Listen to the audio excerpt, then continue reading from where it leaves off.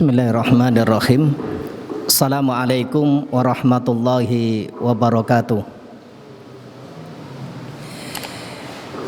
Innal hamdalillah hamdan katsiran thayyiban mubarakan fi kama yuhibbu rabbuna wa yarda. Asyhadu an la ilaha illallah wahdahu la syarikalah wa asyhadu anna Muhammadan abduhu wa rasuluh. Allahumma salli wa sallim wa barik ala Muhammadin wa ala alihi wa sahbihi wa man tabi'ahum bi ihsanin ila yaumiddin. Qala Allah ta'ala fil Qur'anil Karim, ya ayyuhalladzina amanu taqullaha haqqa tuqatih wa la tamutunna illa wa antum muslimun.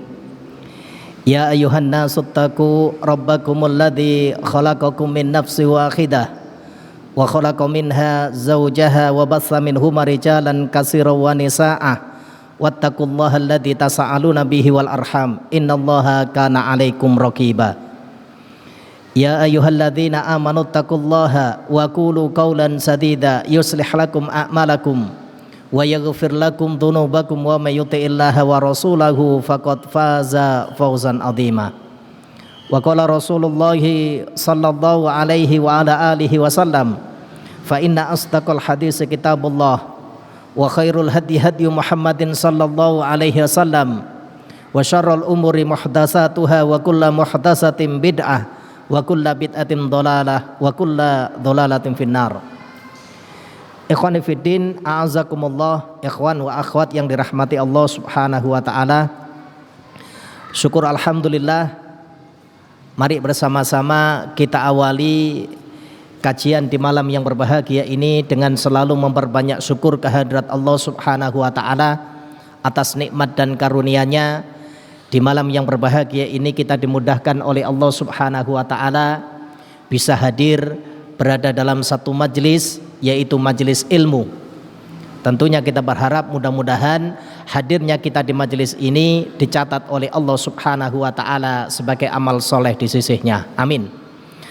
Salawat ma'asalam mari pula kita haturkan kepada Nabiullah Muhammad Rasulullah sallallahu alaihi wasallam, kepada keluarga beliau, sahabat-sahabat beliau dan umat beliau ila yaumil qiyamah. Ikhwani fiddin, a'azakumullah, ikhwan wa akhwat yang dirahmati Allah Subhanahu wa taala. Malam hari ini kita akan lanjutkan pembahasan kita di dalam kitab A'lamus Sunnah Al-Mansurah. Insyaallah pada malam hari ini pembahasan kita berkaitan dengan hukum membenarkan tukang ramal, ya, membenarkan kahin, ya. Bagaimana syariat ini memandang berkaitan dengan perkara tersebut.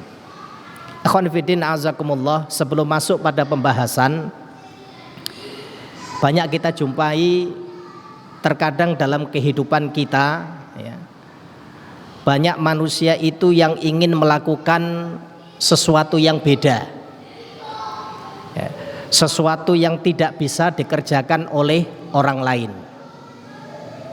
ya. Khonifidin azakumullah, jika perkara tersebut berkaitan dengan ketaatan, insya Allah hal itu adalah perkara yang baik. Misalnya di saat banyak orang tidak mampu untuk bangun di malam hari, mengerjakan qiyamul Ramadan misalnya, qiyamul lail misalnya, kemudian kita dimudahkan oleh Allah Subhanahu wa taala mampu untuk melakukan hal tersebut, insya Allah itu perkara yang baik, ya. Di saat manusia yang diberikan kelebihan oleh Allah Subhanahu wa taala mungkin dalam keluasan harta, ya, kemudian hatinya tidak terketuk untuk bisa berkorban misalnya, terus kita dimudahkan oleh Allah Subhanahu wa taala, beda dengan kebanyakan manusia, kita dimudahkan oleh Allah mampu untuk melaksanakan korban, insya Allah perkara yang baik. Yang menjadi soal kemudian adalah ketika angan-angan kita, ketika keinginan manusia itu, ya, ingin beda dengan yang lain, tetapi perkara yang tidak dianjurkan, tidak diridhoi, ya. Ya. Persis seperti pembahasan kita insya Allah, ya. Banyak di antara manusia itu yang kadang-kadang mereka kepingin beda, kepingin unggul, ya, dibandingkan dengan yang lain, ya. Kita dapati, ya, banyak sekali orang-orang itu yang ingin punya kelebihan dibandingkan dengan manusia-manusia yang lain. Mereka melakukan hal-hal yang instan yang sesungguhnya itu adalah perkara yang terlarang. Ya, padahal kalau kita merenungkan apa yang disampaikan oleh Rasulullah SAW tentang kehidupan kita, sesungguhnya itu sudah cukup menjadi alasan bagi kita agar kita ini kalau melakukan sesuatu hendaknya sebagaimana yang diperintahkan oleh Allah dan Rasulnya. Bagaimana Rasulullah SAW gambarkan di dalam satu hadis yang bersumber dari sahabat Abdullah bin Mas'ud radhiyallahu an.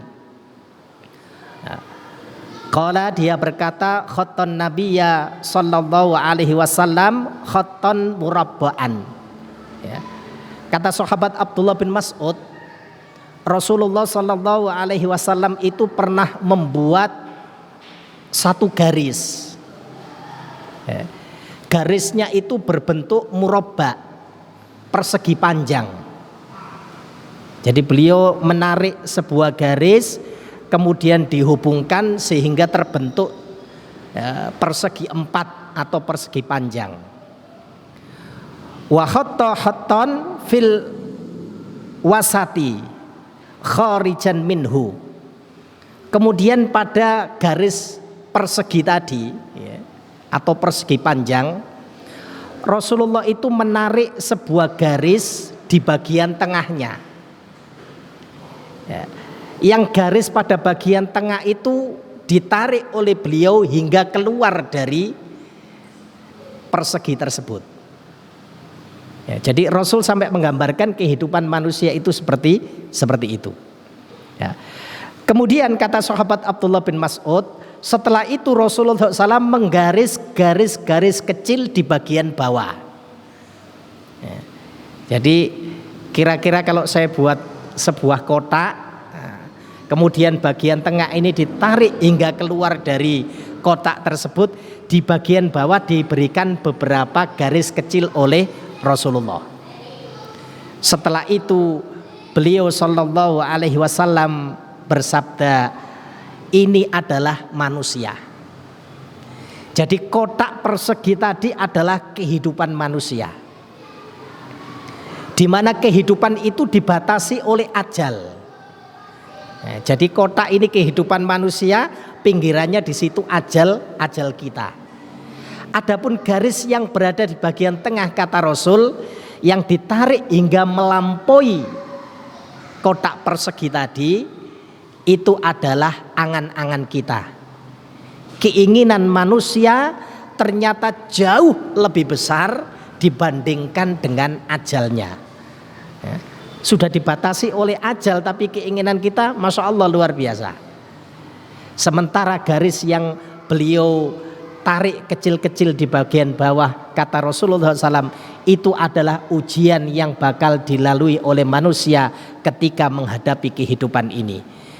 Satu ujian ketika terlewati, maka akan pindah pada ujian berikutnya. Ikhwan fiddin azakumullah ya. Hadis ini diriwayatkan oleh Imam Bukhari ya. Bagaimana Rasulullah SAW mengingatkan kita ya, betapa kadang-kadang keinginan kita itu melampaui dekatnya ajal yang siapapun tidak mengetahui kapan datangnya. Jika keinginan itu merupakan perkara-perkara yang diperintahkan, merupakan ketaatan kepada Allah dan Rasulnya, insya Allah itu perkara baik. Di saat orang lain tidak mampu melakukan, kita mampu melakukan ya. Karena itu perintah Allah, insya Allah baik.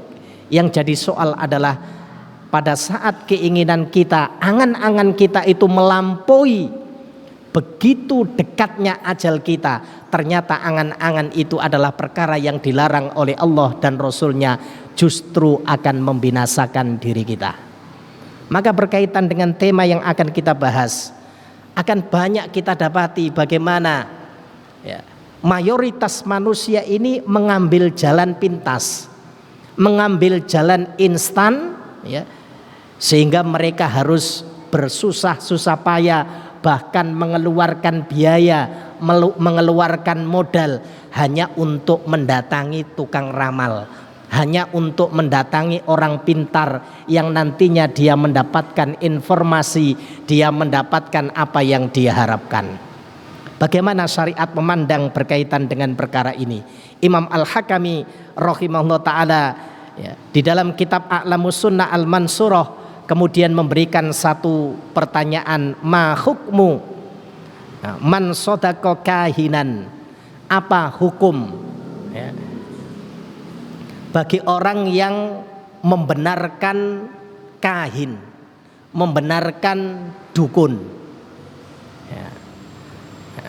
Maka beliau rahimahullah ta'ala kemudian menukil firman Allah subhanahu wa ta'ala di dalam surat An-Naml, surat yang ke-27 ayat 65. Apa kata Allah subhanahu wa ta'ala di dalam surat An-Naml? Kul, katakan Muhammad, la ya'lamu man fis samawati wal ardil ghaiba illallah. Tidak ada seorang pun di langit ini dan tidak pula di bumi itu yang mengetahui perkara yang gaib kecuali hanya Allah subhanahu wa ta'ala. Ikhwan fillah azakumullah, kenapa Imam Al-Hakami untuk menjelaskan hukum berkaitan dengan membenarkan apa yang disampaikan oleh tukang ramal, beliau kaitkan dengan ayat ini? Karena rata-rata kalau seseorang itu mendatangi tukang ramal itu mesti menanyakan perkara-perkara yang gaib. Yang sesungguhnya perkara yang gaib itu tidak ada seorang pun yang bisa mengetahui, yang bisa tahu hal tersebut kecuali hanya Allah subhanahu wa ta'ala. Saking minimnya pengetahuan mayoritas kita jemaah sekalian tentang perkara ini. Nah, kalau kita lihat hari ini rame-ramenya Piala Eropa. Hari ini bagi yang senang dengan olahraga sepak bola pasti mengikuti dengan luar biasa. Saking kepinginnya kita ini mengetahui siapa yang nantinya bakal menjadi juara, yang dijadikan tukang ramal siapa? Ngambil seekor anjing. Dalam beberapa media disebutkan Jadi antara tim ini dengan tim ini digambarkan yang satu dengan ikan sarden, yang satu dengan daging atau apa gitu jemaah sekalian. Kemudian anjing tadi diberikan pilihan itu. Kebetulan anjingnya itu dikenal sebagai anjing yang pinter meramal. Coba kita yang oleh Allah subhanahu wa ta'ala diberikan kesempurnaan akal, kita yang oleh Allah subhanahu wa ta'ala penciptaannya itu penciptaan terbaik, tapi justru kita mengambil jalan pintas, mengambil jalan instan terhadap perkara yang sesungguhnya itu di luar kemampuan kita. Allah sebutkan di dalam ayat ini, tidak ada seorang pun di langit dan di bumi yang mengetahui perkara yang gaib kecuali hanya Allah subhanahu wa ta'ala.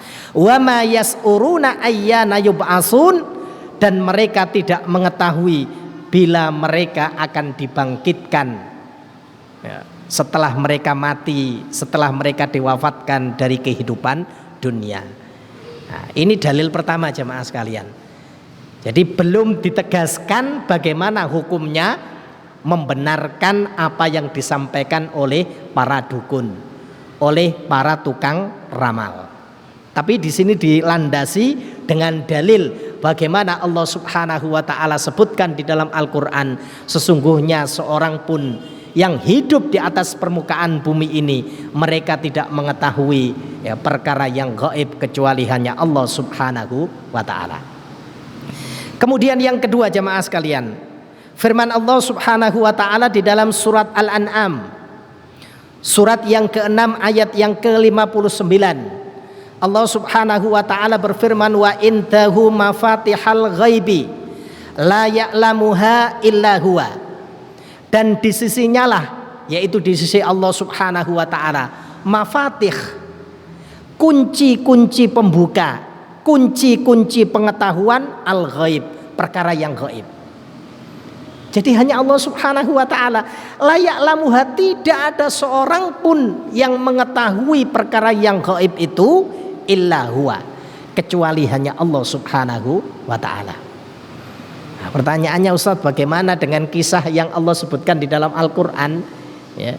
Misalnya kisahnya Nabiullah Khidir, ya, Nabi Khidir alaihissalam ketika memberikan pengajaran kepada Nabiullah Musa, ya, agar kita ini tidak boleh, ya, menganggap diri kita ini orang yang paling mengetahui. Musa alaihissalam diberikan pengajaran yang luar biasa. Bagaimana Allah perintahkan Musa agar Musa ini mencari seorang hamba Allah yang lebih mengetahui dibandingkan Musa dalam hal yang Allah sampaikan, dalam hal yang Allah Subhanahu wa taala beritahukan.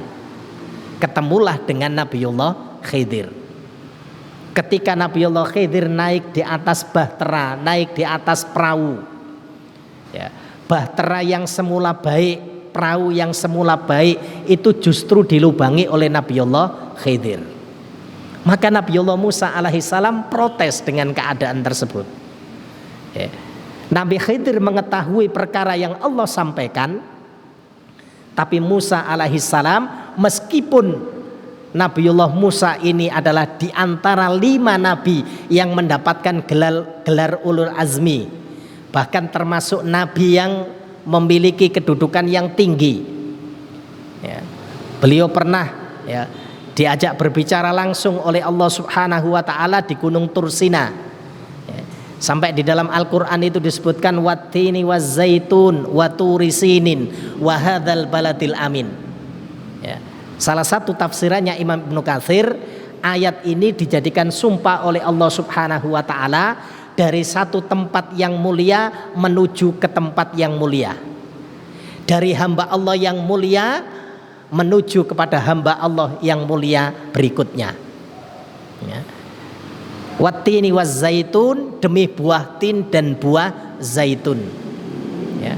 Para mufassir menyebutkan yang dimaksud adalah negeri di mana buah tin dan buah zaitun itu tumbuh, ya. Ini adalah negerinya para nabi, ya, yang saat ini kita kenal dengan negeri Palestina, ya, di mana Masjidil Aqsa, ya, kiblat pertama kaum muslimin berada di sana. Ini negeri yang mulia, ya.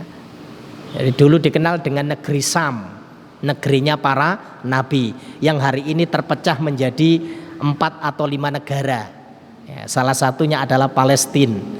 Dan di negeri itu pula nanti Allah Subhanahu wa ta'ala akan jadikan Islam ini jaya, ya.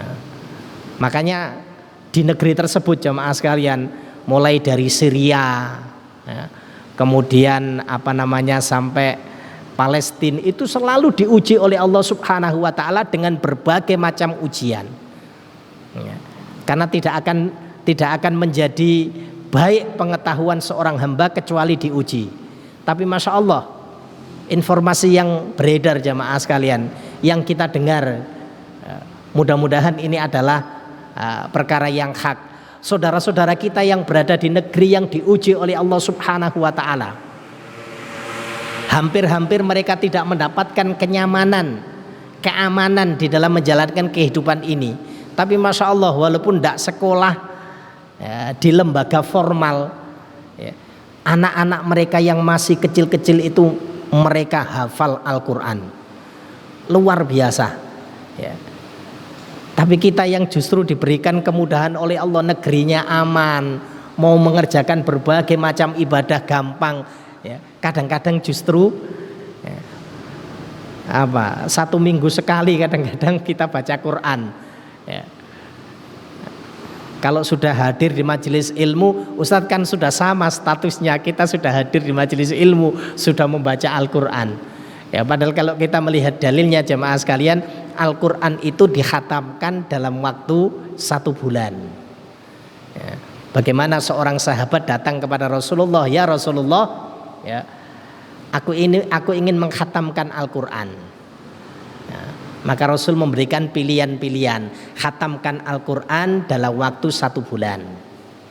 Ya, berarti kalau 1 bulan setiap harinya kita ya kira-kira membaca 1 juz. Karena Al-Quran ada 30 juz. Ya, kalau 1 juz berarti kurang lebih kalau kita menggunakan Al-Quran yang cetakan Saudi ya 10 lembar jemaah sekalian. Ya, kalau kita baca ba'dal subuh 5 lembar, ba'dal maghrib 5 lembar, 10 lembar. Jika itu bisa kita lakukan dengan istiqomah, maka pasti 1 bulan itu khatam. Nah, sahabat yang bertanya tadi mengatakan, ya Rasulullah, nah, kalau tidak salah sahabat Abdullah bin Amr bin Al-As yang datang kepada Rasul menyampaikan hal itu. Kalau waktu 1 bulan terlalu ringan bagiku ya Rasulullah, maka dikurangi oleh Rasul. Nah, jadi tidak sampai 1 bulan. Nah, kalau begitu khatamkan Al-Quran dalam waktu sekian hari, 15 hari. Khatamkan Al-Quran dalam waktu 10 hari. Khatamkan Al-Quran dalam waktu 7 hari. Sampai, karena sahabat ini selalu menanyakan hal itu kepada Rasulullah, meminta, menganggap kalau baca Al-Quran dalam waktu 10 hari itu enteng. Kalau 10 hari kan berarti sudah meningkat jemaah sekalian. Yang semula 1 juz per hari sekarang meningkat menjadi 3 juz. Ya. Sampai disampaikan oleh Rasul, kalau begitu khatamkan Al-Quran dalam waktu 3 hari, jangan lebih dari itu. Sunnahnya itu jemaah sekalian. Loh, bagaimana Ustadz yang kita banyak melihat orang yang mengkhatamkan Al-Quran itu dalam waktu sehari? Memangnya iya tak jemaah sekalian? Kalau kita tidak punya kemampuan hafalan tentang Al-Quran, mohon maaf kalau baca sendiri, ya, baca sendiri loh ya, bukan dibagi. Nah, kalau dibagi 30 orang ya gampang jemaah sekalian. Atau kata yang berada di sini ada berapa orang sudah ya 1 juzan ya selesai jemaah sekalian. Nanti setengah jam selesai. Tapi kalau kita baca sendiri ya, di samping kita tidak mampu mengambil manfaat, mengambil pelajaran, mengambil hidayah dari apa yang kita baca. Padahal Al-Quran diturunkan oleh Allah Subhanahu wa ta'ala hudal linnas wa bayyinatin minal huda wal furqan, tidak mengena pada orang tersebut.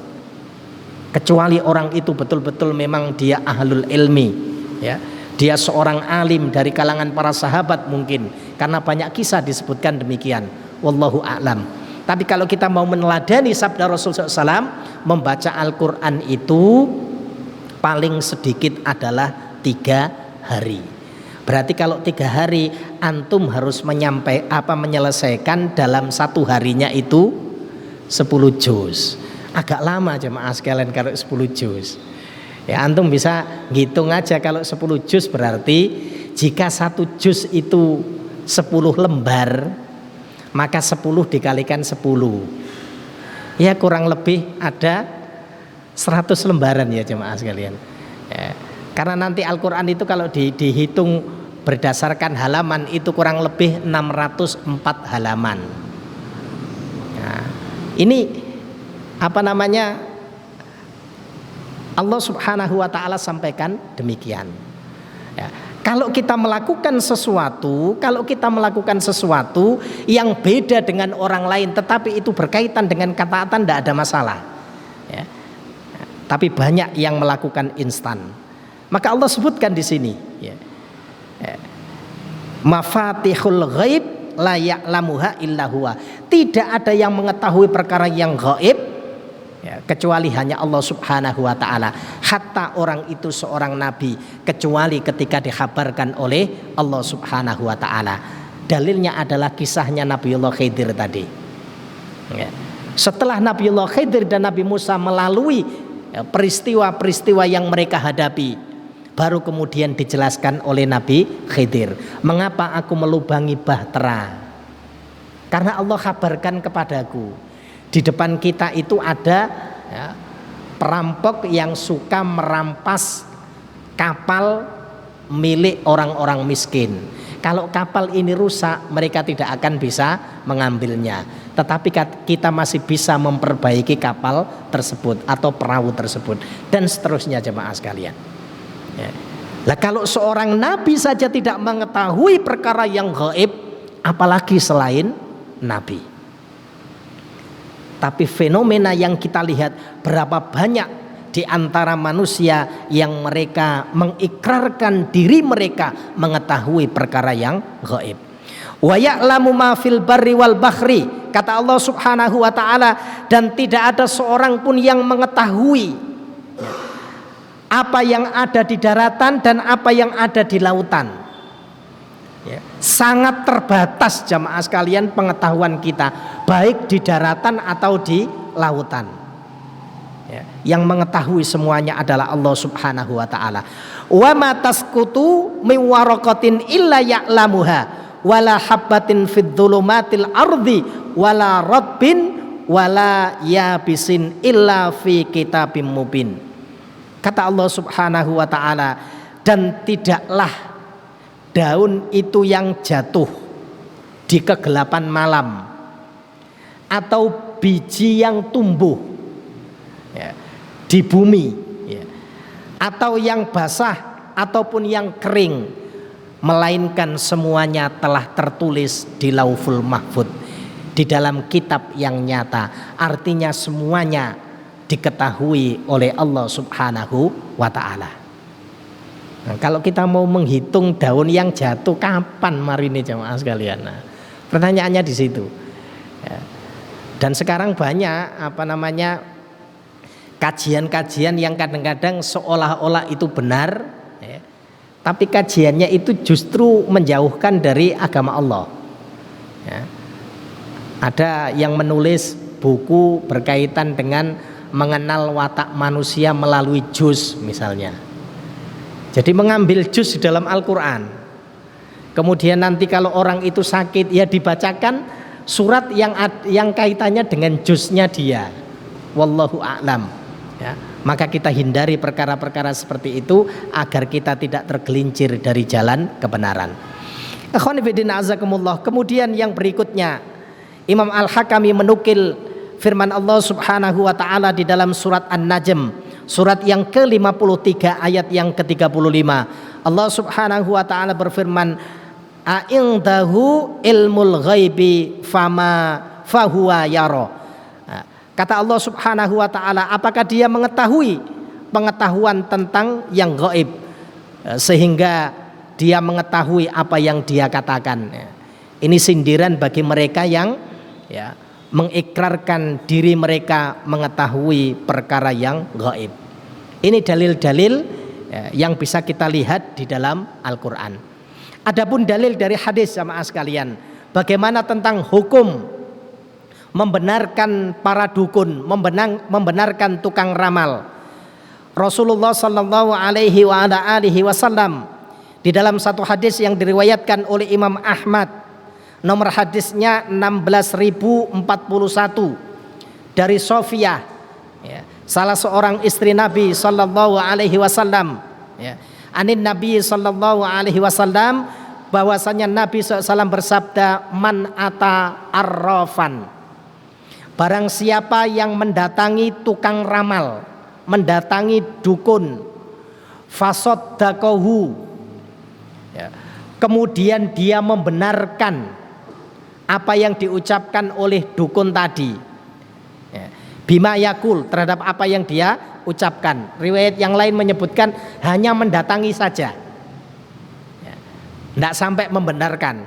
Jadi dia datang kepada seorang tukang ramal, orang yang dianggap pinter, ya.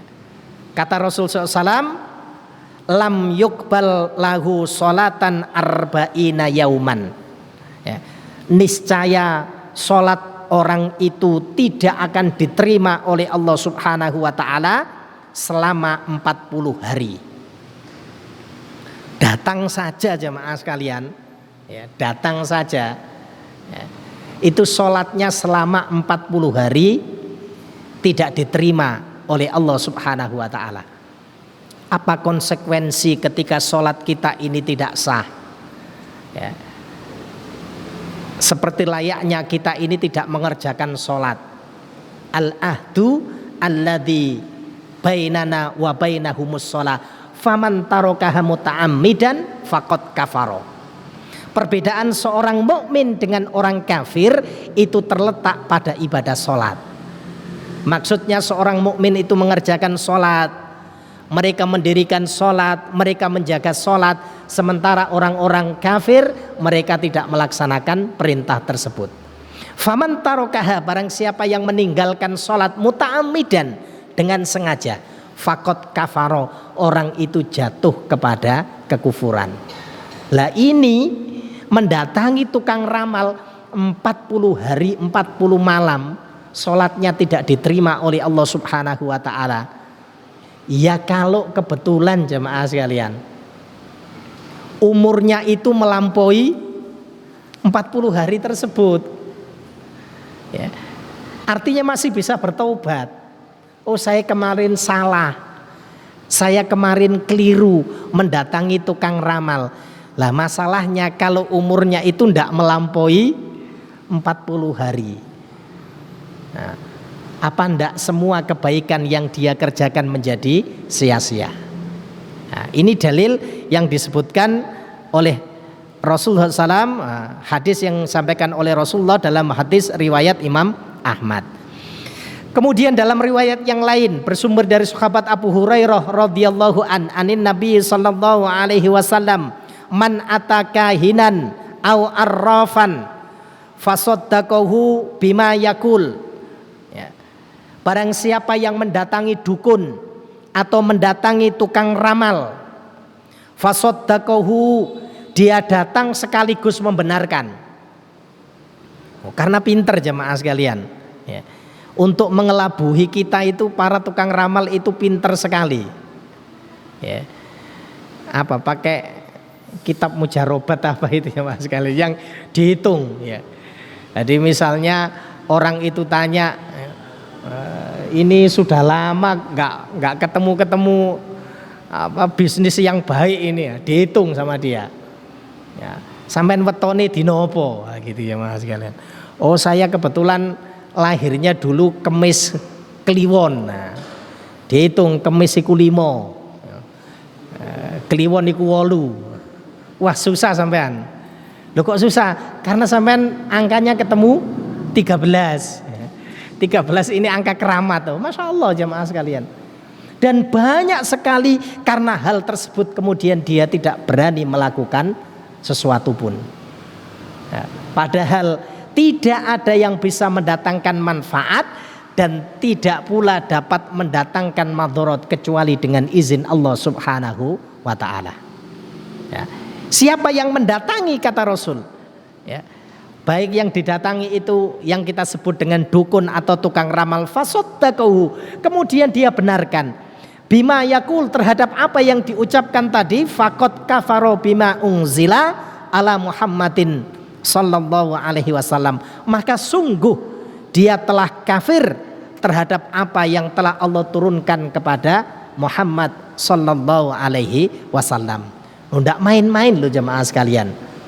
Imannya itu bisa batal karena hal tersebut, ya. Makanya ini salah satu pembatal keislaman ya ini, ya. Sihir dan sejenisnya. Nanti bisa dilihat ya bagaimana Imam Muhammad bin Abdul Wahab menulis pembatal-pembatal keislaman, 10 pembatal keislaman di dalam kitab Nawaqidul Islam. Nah, maka penting bagi kita kalau kita melakukan sesuatu, gantungkan, ya, hati ini hanya kepada Allah Subhanahu wa ta'ala, minta kepada Allah, ya. Sunatullahnya pasti akan berlaku pada diri kita. Itu yang pertama jemaah sekalian. Kemudian yang berikutnya, ya, masih ada kaitannya dengan tukang ramal, tapi modelnya beda, yaitu hukum berkaitan dengan meramal dengan menggunakan bintang-bintang. Tolong dibedakan antara ramalan cuaca dengan yang dimaksud dengan hadis ini. Ya, kalau ramalan cuaca itu berdasarkan kajian ilmiah, ya. Jadi biasanya terjadi hujan kalau tingkat kelembapannya sekian, ya, maka akan terjadi hujan sehingga bisa dimungkinkan terjadi hujan, tetapi tidak memastikan. Yang dimaksud di sini adalah ketika seseorang itu melihat bintang-bintang, ya, kemudian tujuan dari bintang diciptakan itu di luar dari apa yang dia inginkan tadi. Karena Al-Quran sudah menyebutkan bagaimana Allah Subhanahu wa ta'ala berbicara tentang masalah bintang. Misalnya firman Allah Subhanahu wa ta'ala di dalam surat Al-An'am. Jadi Imam Al-Hakami ketika membahas masalah ini, beliau nukil surat Al-An'am ayat 97. Allah Subhanahu wa ta'ala berfirman, wa huwallazi ja'ala lakumun nujumu litahtadu biha fid dhulumatil barri wal bahri. Dan dialah Allah Subhanahu wa ta'ala yang menjadikan bintang-bintang itu untuk kalian. Lakumun nujum litahtadu biha, supaya kalian itu bisa mendapatkan petunjuk arah fid dhulumatil barri wal bahri, di kegelapan yang ada di darat dan di laut. Nah, berarti fungsi yang pertama, bintang itu diciptakan oleh Allah, ya, itu sebagai penunjuk arah. Ya. Biasanya jamaah sekalian, ya, kalau orang-orang pedesaan atau orang-orang pegunungan, mereka kan tidak ngerti dengan kemajuan teknologi. Ya. Ya. Maka untuk mengetahui arah, ya, atau mengetahui siklus iklim, ya, musim penghujan atau yang lain, itu dilihat dari tanda bintang tersebut.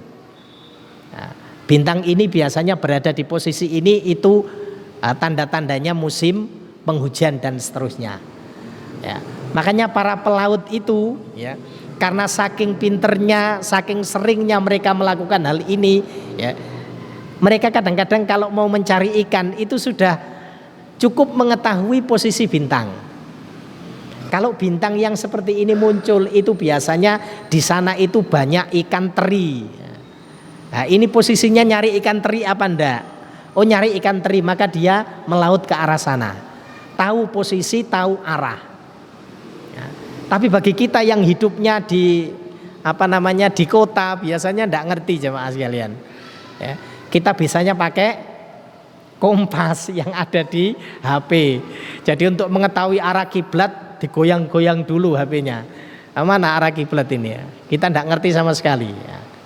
Al-Quran menyebutkan bahwasannya Allah Subhanahu wa ta'ala menjadikan atau menciptakan bintang itu litahtadu biha fid dhulumatil barri wal bahri, ya, untuk menjadikan sebagai petunjuk dalam kegelapan di darat dan di laut. Qad fassalnal ayati liqaumi ya'lamun, sesungguhnya kami telah menjelaskan tanda-tanda kebesaran kami kepada orang-orang yang mengetahui. Ya. Jadi bintang itu juga termasuk ayatillah, tanda-tanda kekuasaan Allah Subhanahu wa ta'ala. Ya. Betapa indahnya bintang ketika muncul. Ya. Dan bintang itu munculnya, ya, ini hebatnya tanda-tanda kekuasaan Allah. Tidak rebutan antara bintang itu dengan bulan. Kalau bulan yang muncul, bintang itu sepertinya tidak mau muncul, malu-malu. Padahal informasinya bintang itu benda langit yang jauh lebih besar dibandingkan dengan bulan. Cuman memang jaraknya sangat jauh dari kehidupan kita.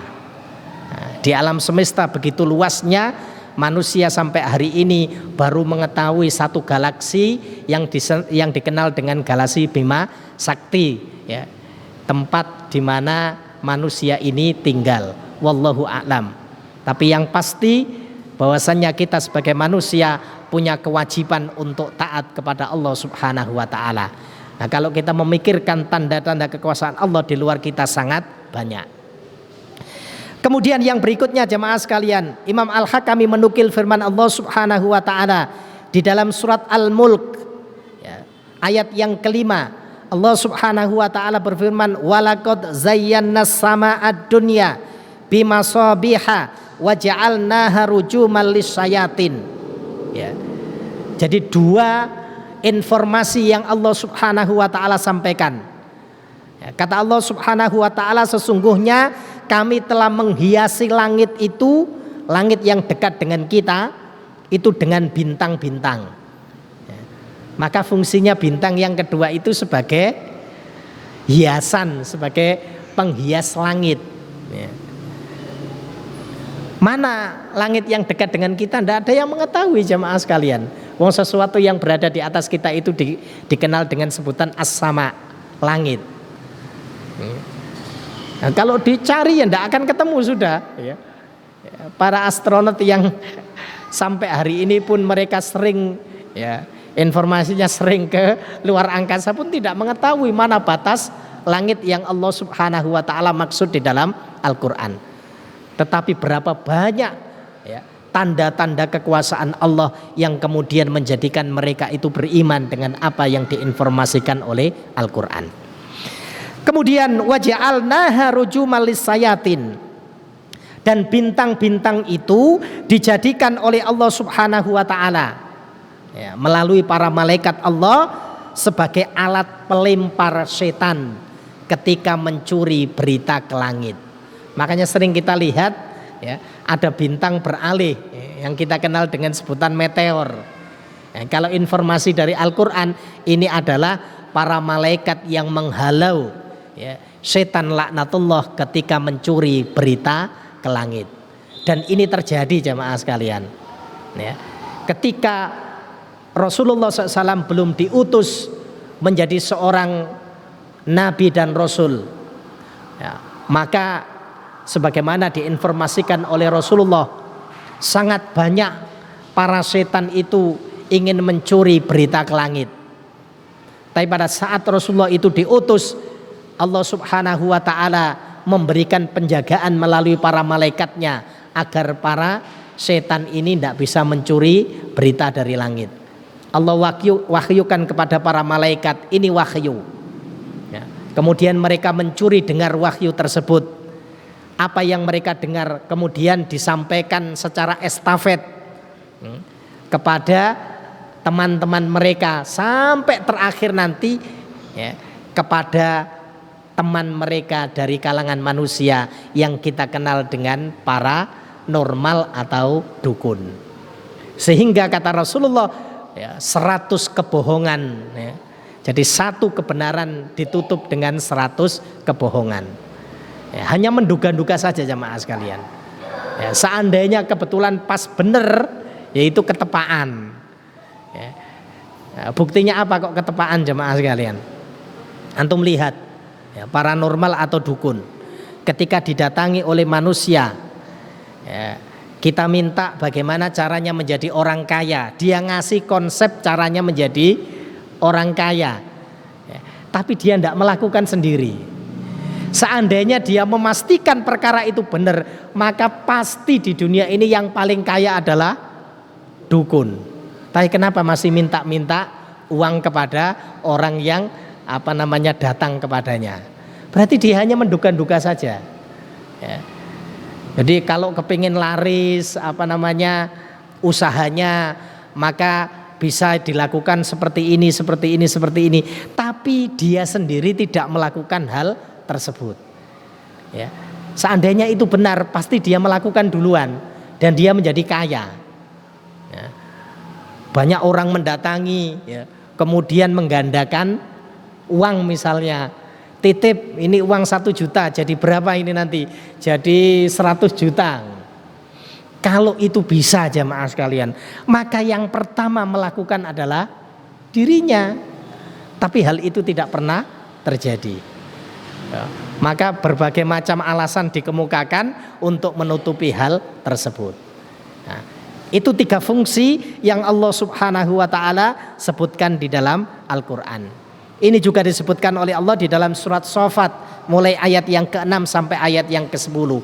Bagaimana Allah menginformasikan bahwasannya bintang-bintang yang Allah ciptakan itu sebagai hiasan untuk menghiasi langit, Kemudian salah satunya juga untuk menjadi alat yang digunakan menghalau setan yang durhaka kepada Allah ketika mereka mencuri dengar berita-berita yang Allah sampaikan, wahyu yang Allah sampaikan melalui para malaikatnya. Nah, ini jamaah sekalian ya.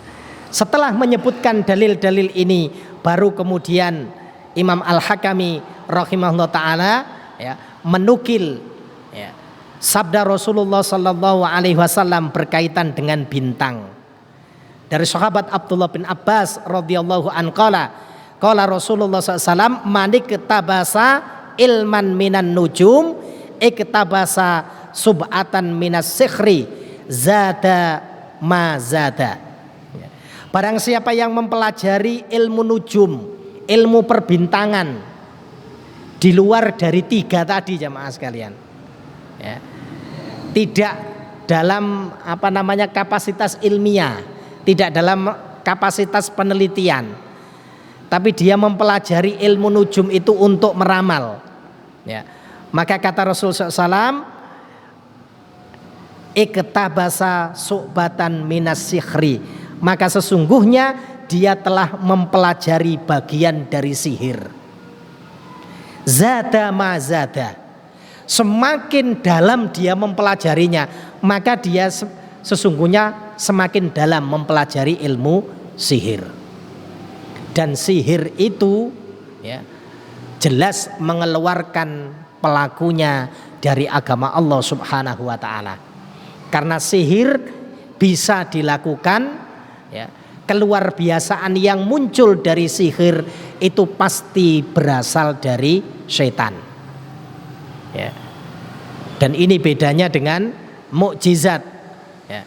Bagaimana Allah Subhanahu wa taala berikan kepada para nabinya, atau berbeda dengan karomah, kemuliaan yang Allah Subhanahu wa taala berikan kepada hamba-hambanya yang beriman ya. Tapi jangan diyakini jamaah sekalian menjadi satu i'tiqad bahwa seorang yang beriman itu pasti diberikan karomah oleh Allah. Belum tentu ya. Kalau kita belajar bagaimana sahabat-sahabat Rasulullah SAW ya, kurang lebih para ulama menyebutkan sahabat Rasul itu kurang lebih ada sekitar 104 sahabat ya. Yang disebut sahabat berarti dia sempat bertemu dengan Rasulullah dan dia beriman terhadap apa yang dibawa oleh Rasul. Dari sekian banyak para sahabat itu, tidak semuanya Allah Subhanahu wa taala dampingi dengan karomah. Apakah kemudian kita mengatakan para sahabat Rasul itu keimanannya di bawah orang-orang sekarang? Tidak mungkin jemaah sekalian. Mereka sudah dinas oleh Allah Subhanahu wa taala, misalkan di dalam surat At-Taubah ya. Bagaimana orang-orang muhajirin dan orang-orang ansor ya. Allah sampai sebutkan radhiyallahu anhum wa radu'an. Allah ridho kepada mereka dan mereka pun ridho kepada Allah. Mereka adalah para penghuni surga. Siapa muhajirin? Ya semua sahabat Rasul yang hijrah ke kota Madinah. Siapa sahabat ansor? Ya semua sahabat Rasulullah yang menerima orang-orang muhajirin. Ya kira-kira ya 104 itu jemaah sekalian. Ini belum nanti lebih khusus lagi sahabat Rasul yang ikut perang Badar misalnya ya, belum khusus lagi 10 sahabat yang dijamin oleh Rasulullah ya, dengan surganya Allah Subhanahu wa taala ya. Jadi Masya Allah ya, tidak semua, tapi ada di kalangan para sahabat-sahabat Rasul yang memang Allah Subhanahu wa taala dampingi dengan karomah. Misalnya sahabat Umar ibnul Khattab radhiyallahu an, turunnya ayat yang berkaitan dengan masalah pengharaman khamr itu atas usulnya sahabat Umar ibnul Khattab, yang beliau melihat di masa jahiliyah beliau sudah banyak melakukan perbuatan-perbuatan kedurhakaan. Beliau melihat kebiasaan para sahabat-sahabat Rasulullah masih era jahiliyah itu masih membawa, meskipun mereka sudah berada sudah menjadi orang yang beriman kepada Allah. Hingga dalam riwayat disebutkan ada seorang sahabat ketika menjadi seorang imam yang dibaca adalah surat Al-Kafirun. Memang sama ya. Karena akalnya habis minum khamr, akalnya kan hilang jemaah sekalian, muter terus, tidak ketemu-ketemu. Pengharuman khamr itu sampai turun 3 kali ya. Bagaimana ketika Allah subhanahu wa ta'ala sebutkan di dalam Al-Quran ya, innamal khamru wal maisiru, dan seterusnya, sesungguhnya khamr, berjudi, mengundi nasib ya. Itu ayat terakhir yang Allah turunkan, rijsun min amalis syaiton. Tapi sebelumnya ketika ayat itu belum turun masih bertahap ya. Jadi judi ya, khamr dan seterusnya itu ada manfaat tetapi juga ada madorotnya. Madorotnya lebih besar daripada manfaatnya. Masih banyak yang melakukan hal itu. Sampai ketika Allah tegaskan rijsun min amalis syaiton. Minum khamr, berjudi itu najis dan itu perbuatan syaitan. Apa kata para ulama? Digambarkan oleh Imam Ibnu Katsir ketika menafsiri ayat itu.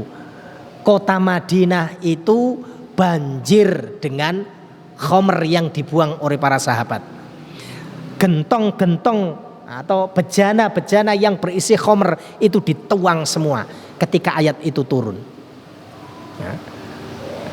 Tidak semua para sahabat diberikan keutamaan oleh Allah seperti ini. Ini atas inisiatif dan usulnya Umar bin Khattab. Atau ayat yang berkisah tentang masalah hijab ya. Ketika dahulu para sahabat-sahabat Rasulullah ketika hadir ke rumahnya Rasulullah ya, istri-istri Rasul itu menjadi nggak enak ketika kedatangan para sahabat, karena waktu itu ayat hijab belum turun. Tapi pada saat ayat hijab itu turun ya, bagaimana Allah sebutkan di dalam surat Al-Ahzab ya, surat yang ke-33 ya.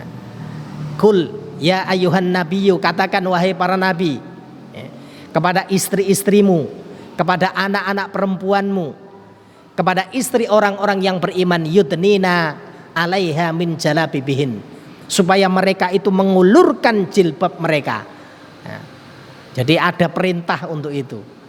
Ditambahkan dengan oleh firman Allah subhanahu wa ta'ala di dalam surat An-Nur ya, surat yang ke-24 ayat yang ke-31. Nah, apa kata para ulama? Ketika ayat itu turun, para sahabiah, para wanita-wanita mukminah di waktu itu, korden-korden mereka sobek kemudian dijadikan sebagai hijab. Nah, ini juga turun berkaitan dengan usulnya Umar ibnul Khattab. Ada memang para sahabat yang diberikan oleh Allah subhanahu wa ta'ala karomah. Nah, satu lagi jamaah sekalian, ketika sahabat Umar menjadi Amirul Mukminin, beliau sedang berkhutbah ya. Waktu itu sholat Jum'ah ya. Dalam khutbahnya beliau memerintah kepada pasukan kaum muslimin yang sedang berada di medan perang ya. Umar melihat kaum muslimin menghadapi kekalahan ya. Jadi dengan gamblang seolah-olah Umar ini melihat, maka dia di dalam khutbahnya itu memerintah, mundur kalian, naik ke tempat yang lebih tinggi. Para sahabat bingung dengan khutbahnya Umar, nggak nyambung ini. Tadi menyampaikan masalah ini, kemudian ternyata beliau memerintah hal yang lain ya. Tapi sangat banyak di antara para sahabat yang ya, secara zahir kita tidak melihat mereka diberikan karomah, tetapi kita tidak boleh mengatakan mereka itu bukan orang mulia. Mereka itu adalah orang-orang yang dimuliakan oleh Allah subhanahu wa ta'ala ya. Itu ikhwan fillah azakumullah, fadl kalau di adani dulu untuk sholat isya. Baik ikhwan fillah azakumullah, kita lanjutkan pembahasan ya, terkait dengan masalah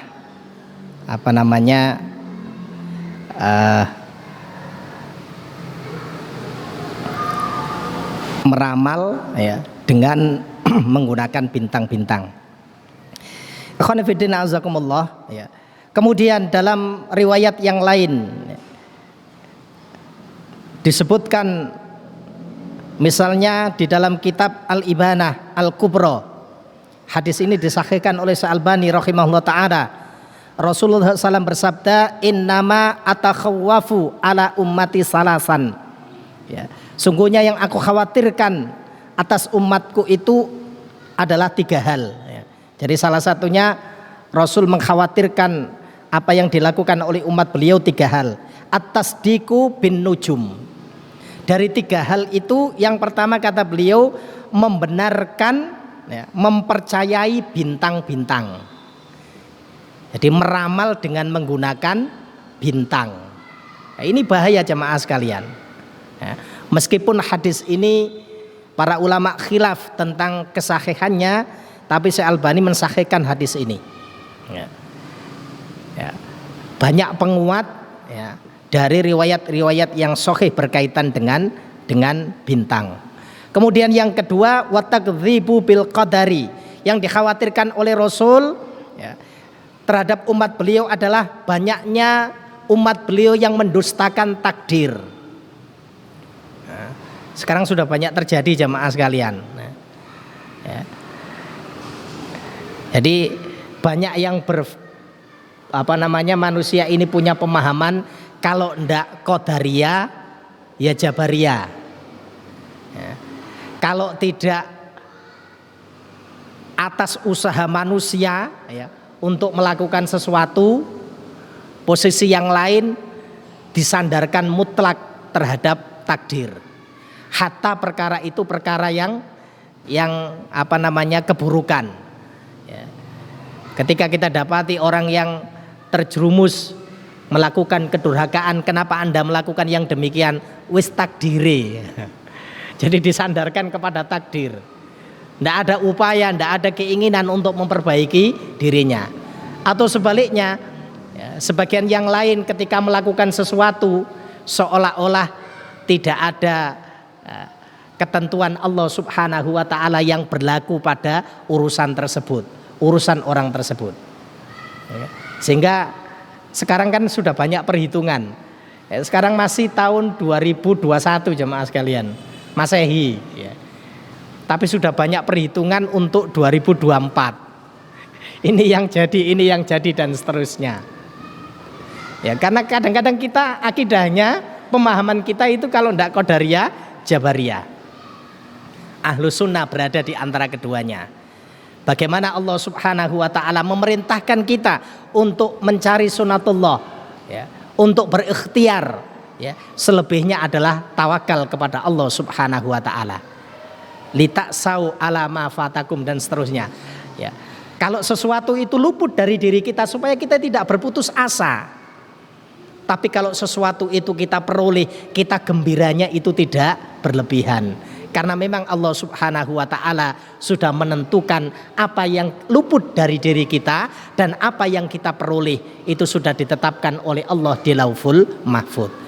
Maka usahanya ya kita mencari sunatullahnya. Ya, salah satunya jemaah sekalian, kalau di bulan Ramadan cari malam qadar, malam yang lebih baik daripada 1000 bulan. Karena di malam itu ditetapkan urusan-urusan kita ini, ya, ditetapkan oleh Allah Subhanahu wa ta'ala, ya. Itu yang kita sebut dengan takdir tahunan itu, ya. Jadi ditetapkan oleh Allah Subhanahu wa ta'ala. Cari, perintahnya demikian. Nah, itu. Jadi mendustakan takdir, ya. Dan kelompok mendustakan takdir ini sudah muncul di zaman para sahabat, ya. Sebagaimana yang diinformasikan oleh Imam Muslim di dalam muqaddimah kitab Sahih Muslimnya, ya. Ma'bad al-Juhani, seorang tokoh dari negeri Kufah, ya, yang mendustakan masalah takdir. Orang-orang Kufah datang kepada sahabat Abdullah, ya, sahabat Abdullah bin Umar bin Khattab, ya, mendatangi beliau menanyakan urusan takdir. Kemudian dibacakan, ya, hadis yang panjang berkaitan dengan datangnya Jibril ketika mengajarkan agama ini kepada umatnya Rasulullah. Ketika Jibril tanya kepada Rasul tentang Islam, dijawab oleh Rasul. Jibril tanya berkaitan dengan iman, dijawab oleh Rasulullah tentang iman. Salah satunya adalah mengimani adanya takdir. Ya. Sampai ucapan Abdullah bin Umar, dia mengatakan, seandainya orang itu memiliki emas sebesar gunung Uhud, kemudian emas itu diinfakkan di jalan Allah Subhanahu wa ta'ala, pada keadaan yang sama dia tidak mengimani takdir, maka infaknya tadi tidak bermanfaat sama sekali di hadapan Allah Subhanahu wa ta'ala. Kemudian yang ketiga yang dikhawatirkan oleh Rasul, wa haiful a'immah, ya. Jadi para pemimpin yang menyeleweng dari kebenaran, itu yang dikhawatirkan oleh Rasul. Karena kerusakannya amat sangat banyak nanti kita dapati. Berkaitan dengan ini jemaah sekalian, Al-Imam Ibnu Qudamah kemudian menyebutkan, Allah Subhanahu wa ta'ala ciptakan bintang itu dengan 3 tujuan. Yang pertama sebagai penghias langit, yang kedua sebagai pelempar setan, penghalau setan, dan yang ketiga adalah penunjuk arah. Kata beliau, faman ta'wilu fiha ghairu dzalik, barang siapa yang mentakwil adanya bintang-bintang itu selain dari 3 fungsi tersebut, maka dia berada pada kesalahan, ya. Dan dia berada pada kesesatan. Bahkan dia berbicara tanpa dilandasi dengan pengetahuan. Artinya ini sudah cukup menjadi alasan bagi kita, apapun keadaannya, ya, maka tukang ramal atau para dukun itu menyelisihi dari agama yang hak. Terakhir jamaah sekalian, ya, yang berikutnya Imam Al-Hakami kemudian memberikan satu pertanyaan berkaitan dengan hukum, ya, meramal hujan, turunnya hujan itu dengan bintang-bintang, ya. Bukan dengan ciri-ciri kelembapan ini, tapi dengan bintang-bintang diramal. Ini sama saja jemaah sekalian, ya. Bagaimana Allah Subhanahu wa ta'ala sebutkan di dalam surat Al-Waqi'ah misalnya, surat yang ke-56 ayat yang ke-82, wa taj'aluna rizqakum annakum tukadzibun, dan Allah Subhanahu wa ta'ala, ya, mengganti rezeki yang diberikan kepada kalian, ya. Jadi hujan itu satu rahmat yang Allah berikan, tapi manusia menggantinya annakum tukadzibun dengan mendustakannya. Padahal itu datangnya dari Allah, tapi dia ngeramal, ngambil yang lain. Maka ini perkara yang tercela. Kemudian disebutkan pula di dalam hadis bagaimana Rasulullah SAW menyebutkan arbaun fi ummati, ada 4 perkara kata Rasulullah min amril jahiliyah, yang itu adalah perilaku jahiliyah, la yatrukuhunna, perilaku jahiliyah itu belum ditinggalkan oleh umat beliau. Pertama kata Rasulullah, al-fakhru fil ahsabi, ya, membanggakan keturunan, bangga dengan keturunan, ya. Punya anak yang kebetulan menjadi seorang pejabat, ya. Siapa yang tidak suka? Suka jamaah sekalian. Siapa yang tidak senang? Senang. Yang tidak boleh adalah melebihi kapasitas hal tersebut, karena semuanya sudah ditakdirkan oleh Allah Subhanahu wa ta'ala. Wa ta'nu fil ansabi, yang kedua yang ada pada umat Rasulullah, dan ini perilaku jahiliyah, mencela nasab orang lain. Sampai niku keturunannya gak jelas, sampai tidak mungkin jadi orang jelas itu. Ini tidak boleh jamaah sekalian. Semuanya di hadapan Allah Subhanahu wa ta'ala sama. Dan perkara ini, ya, sering kami sampaikan, ya, terutama pada ikhwan-ikhwan kita, ya, jamaah-jamaah kita yang nasabnya itu backgroundnya orang Arab, ya. Karena kadang-kadang orang Arab itu, ya, padahal sudah disebutkan oleh Rasul tidak ada bedanya orang Arab dan non Arab, ya. Mereka kadang-kadang berlebihan dengan nasab yang mereka miliki, apalagi kalau urut-urutannya nasabnya itu pada terhubung dengan Rasulullah, maka nanti disebut macam-macam lah jemaah sekalian. Yo, kalau dihitung begitu ya kita semuanya ya keturunan Nabi. Ya, karena manusia itu berasal dari Adam.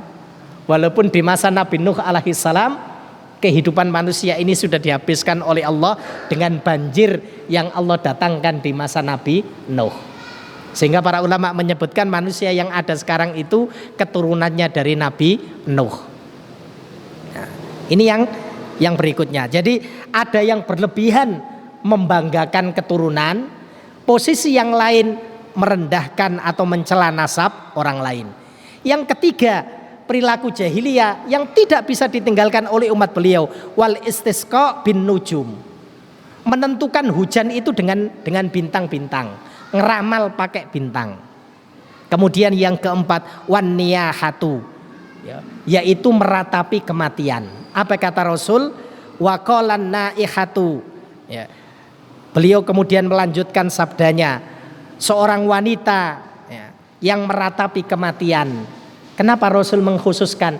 Karena rata-rata yang meratapi kematian itu adalah kaum wanita.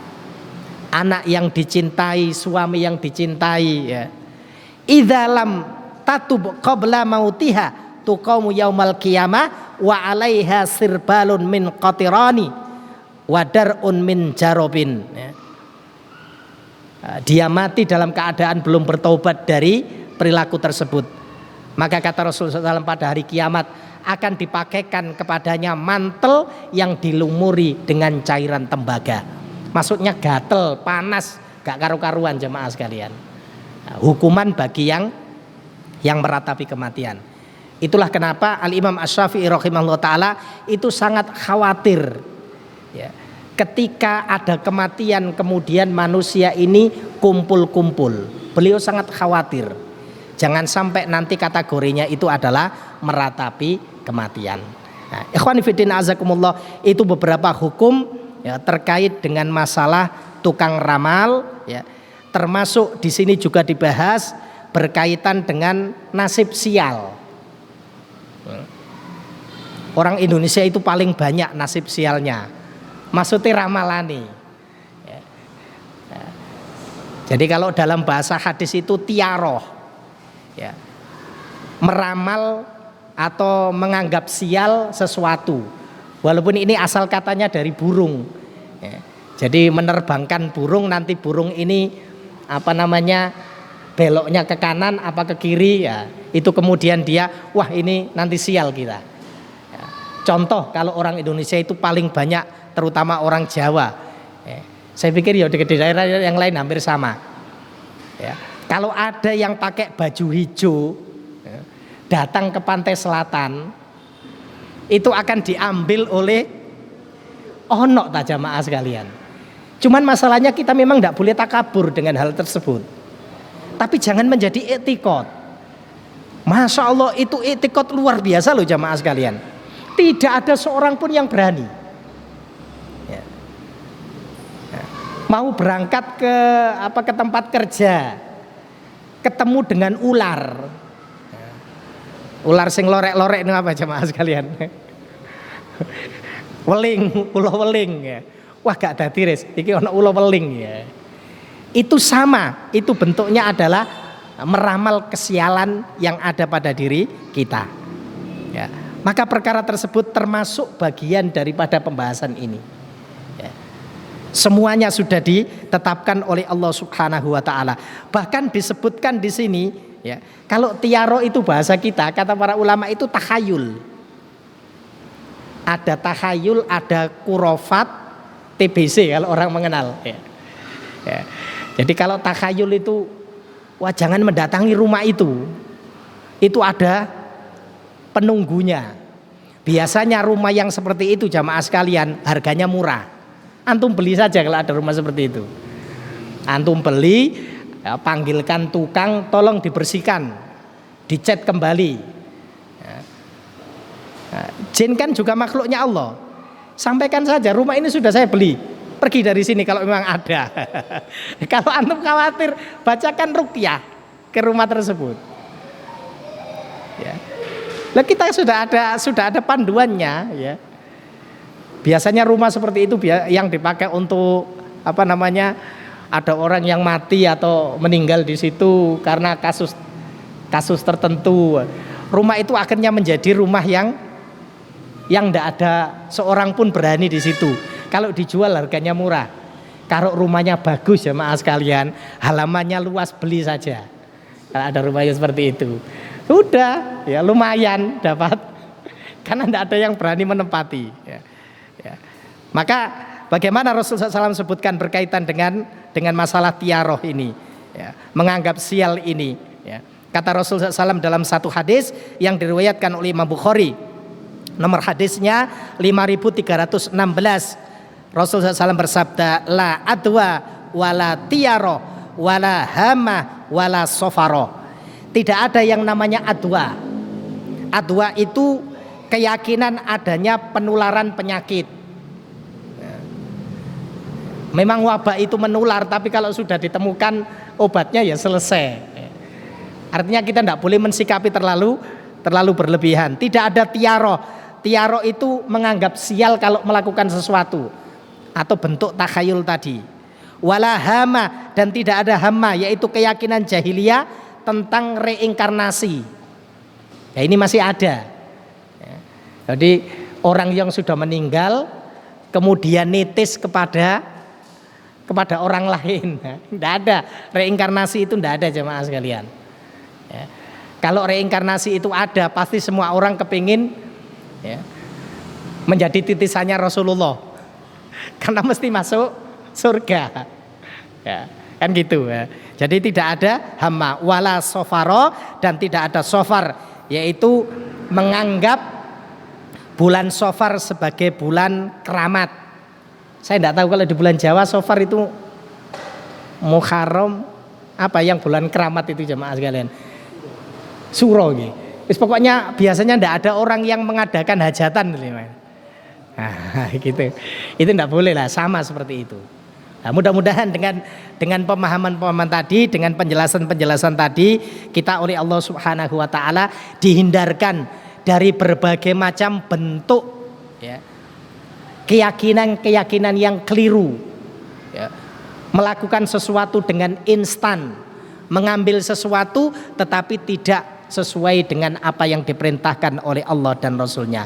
Demikian ikhwan fillah azakumullah, mudah-mudahan beberapa hal yang kami sampaikan berkaitan dengan masalah tukang ramal dan yang lain-lainnya tadi, kita oleh Allah Subhanahu wa taala diberikan kemudahan untuk bisa mengambil hikmah dan pelajaran. Kita akhiri kajian pada malam hari ini dengan doa kafaratul majlis. Subhanaka Allahumma wa bihamdika asyhadu an la ilaha illa anta astaghfiruka wa atubu ilaik, wa akhiru da'wana anil hamdulillahi rabbil alamin. Billahi taufiq wal hidayah. Assalamualaikum warahmatullahi wabarakatuh.